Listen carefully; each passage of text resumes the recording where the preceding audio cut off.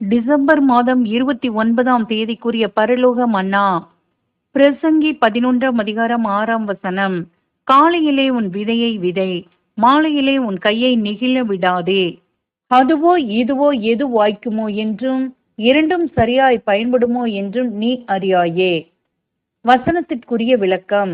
சத்திய ஊழியம் செய்ய தேவனால் அழைக்கப்பட்ட தேவஜனம் ஊழியம் செய்ய விரும்பும்போது எப்பொழுதும் விழிப்புள்ளவர்களாக இருந்து ஊழியம் செய்யக்கூடிய சந்தர்ப்பத்தை கவனித்திருக்க வேண்டும்.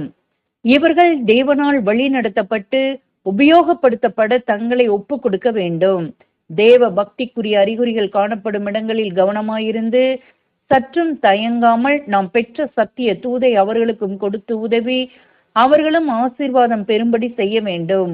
அனைத்தையும் வாய்க்கச் செய்பவர் தேவன் என்பதை உணர்ந்து தயங்காமல் ஊழியத்தில் ஈடுபட வேண்டும். ஆமேன்.